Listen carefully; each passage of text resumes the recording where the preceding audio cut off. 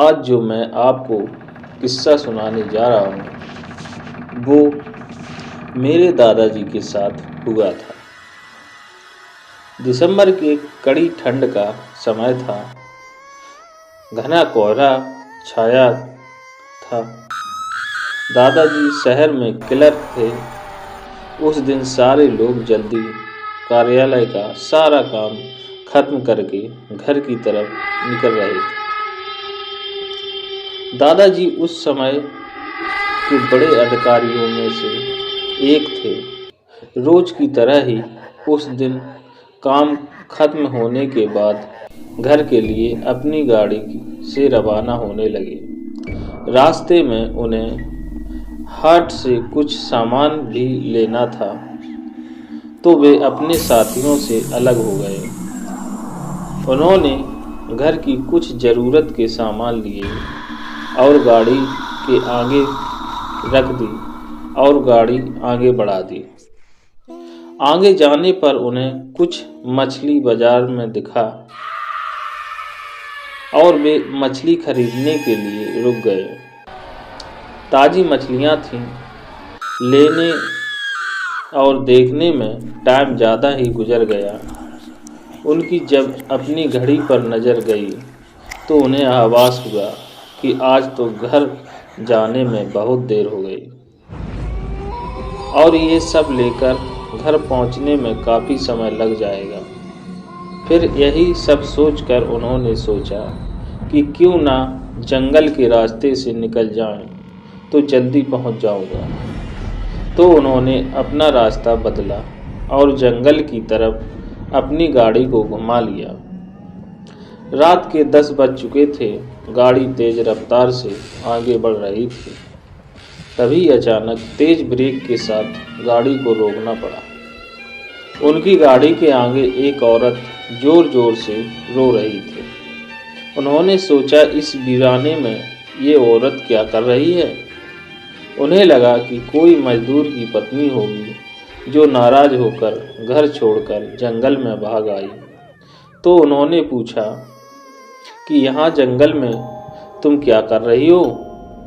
लेकिन उसने कोई जवाब न देकर और जोर जोर से रोने लगी। सारे जंगल में उसकी हू सी सिसकियाँ गूंज रही थीं। फिर दादाजी ने पूछा, तुम्हारा घर कहाँ है। लेकिन वो कुछ भी न बोली। तब दादाजी ने कहा कि आज चलो मेरे घर में रहना, सुबह अपने घर चली जाना। ये जंगल बहुत सारे जंगली जानवर से भरा पड़ा है और बहुत रात हो गई, यहाँ मत रुको। चलो आज मेरे घर में सबके लिए खाना बना देना और कल सुबह अपने घर चली जाना। उसने ये सुना तो झट से तैयार हो गई और गाड़ी के पीछे की सीट पर बैठ गई। सिर में बड़ा सा घूंघट डालने की वजह से उसका चेहरा छिपा हुआ था। कुछ ही देर में गाड़ी के दरवाजे पे थी। घर के लोग सब से उनकी राह देख रहे थे। गाड़ी रुकते ही माँ ने पूछा, आज तो बहुत देर हो गई और सारे लोग आ भी चुके हैं। तब उन्होंने सारी बातें अपनी माँ को बताई और कहा कि आज खाना इससे बनवा लो, कल सुबह ये अपने घर चली जाएगी। इतनी रात को बेचारी जंगल में कहाँ भटकती, इसलिए मैं ले आया। पर माँ को कुछ संदेह हो रहा था कि कहीं चोर तो नहीं रात को सोने के बाद खाना बनाते समय कहीं घर के सामान ही चुरा कर ना ले जाए। घर के बेटे की बात को कैसे मना करती। उन्होंने उस औरत को कहा, देखो आज तो मैं रख ले रही हूँ, लेकिन कल सुबह ही यहाँ से चली जाना और जाओ रसोई में सामान उठा कर ले जाओ और खाना बना दो। उसने फिर से जवाब नहीं दिया। बस हूँ की ध्वनि सी बाहर आई और वो सारा सामान लेकर माँ के पीछे पीछे चल दी। रसोई में सारा सामान रखवा कर माँ ने उसे खाना जल्दी बनाने की सख्त हिदायत दी और वहाँ से चली गईं। लेकिन उनका मन कुछ परेशान सा था। फिर 5 मिनट में रसोई में उसे देखने चली गईं कि वो क्या कर रही है और उसका चेहरा भी देखना चाहती थी। लेकिन वहां पहुंचती तो देखा कि वो मछलियों का थैला निकाल रही थी। उन्होंने बहुत जोर से गुस्से में कहा, यहाँ सब खाने का इंतजार कर रही है और तुम अभी तक मछलियाँ ही निकाल रही हो। कल सुबह तक बनाओगी क्या? उसके सिर पर घूंघट अभी भी था, चेहरा देखना मुश्किल था। उन्होंने उससे कहा, तुम जल्दी से खाने की तैयारी करो, मैं आग सुलगा देती हूँ, काम जल्दी हो जाएगा। और वे जल्दी से चूल्हा जलाने की तैयारियां करने लगी, लेकिन साथ ही वो उसका चेहरा देखने की भी कोशिश कर रही थी। लेकिन वो जितना देखने की कोशिश करती, वो और पल्लू खींच लेती। अंत में हार कर वे बोली, देखो मैंने आग सुलगा दी, अब आगे सारा काम कर लो, कुछ ज़रूरत हो तो बुला लेना। लेकिन फिर कुछ नहीं बोली। अब उन्हें लगा कि यहाँ से जाने में ही ठीक है, वरना मेरा भी समय खराब होगा और हो सकता है अनजान लोगों से डर रही हो। ये सब सोचकर उन्होंने उसे कहा कि मैं आ रही हूँ, जल्दी से खाना बना कर रखना। और उसे वहाँ से निकल गई।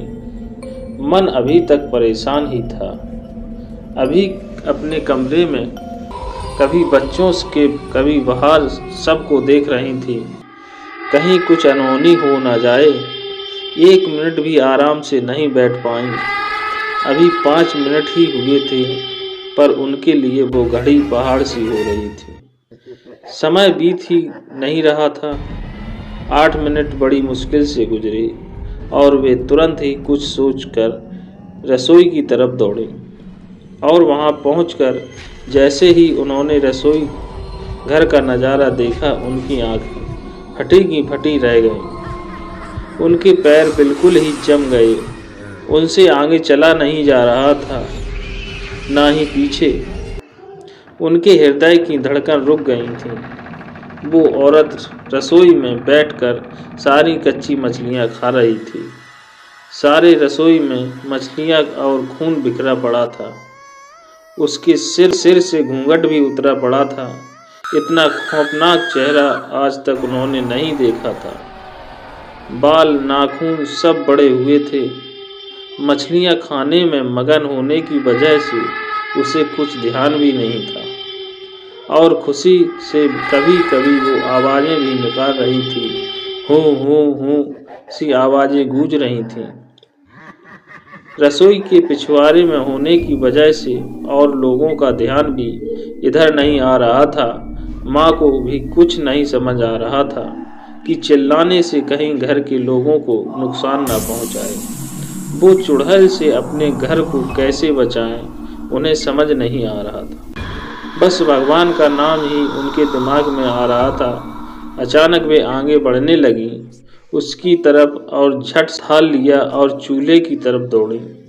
उस चुड़ैल की नज़र भी माँ पर पड़ चुकी थी, सो वो भी कुछ सोचकर उठी अपनी जगह से। माँ कुछ भी देर नहीं करनी चाहती थी। उन्हें पता था कि आज जरा सी भी लापरवाही हुई तो अनहोनी हो जाएगी। उस चुड़ैल ने कुछ करने से पहले ही उन्हें चूल्हे तक पहुंचना था और चूल्हे के पास पहुंचकर उन्होंने जलता हुआ कोयला थाल में भर लिया और चुड़ैल की तरफ लेकर जोर से फेंका। आग की जलन की वजह से वो अजीब सी डरावनी आवाज़ें निकालने लगी। अब तो आप उसकी आवाज़ें बाहर भी जा रही थीं। सारे लोग बाहर से रसोई की तरफ भागे। वो चुड़ैल जोर जोर से हो की आवाज़ निकाल रही थी और पूरे रसोई में दौड़ रही थी और माँ को पकड़ना भी चाह रही थी। लेकिन अब सारे लोग रसोई में आ चुके थे, तो लोग की भीड़ देखकर वो और भी डर गई थी। लोगों की भीड़ को देखती हुई वो बाहर जंगल की तरफ भागी और सारे लोग ये मंजर देखकर डर के मारे खड़े थे और मन ही मन माँ की हिम्मत की दाद दे रहे थे तो ऐसा झूठा चुड़ैल से पूछा छुटवा दिया। दोस्तों, आपको यह चुड़ैल की कहानी कैसी लगी?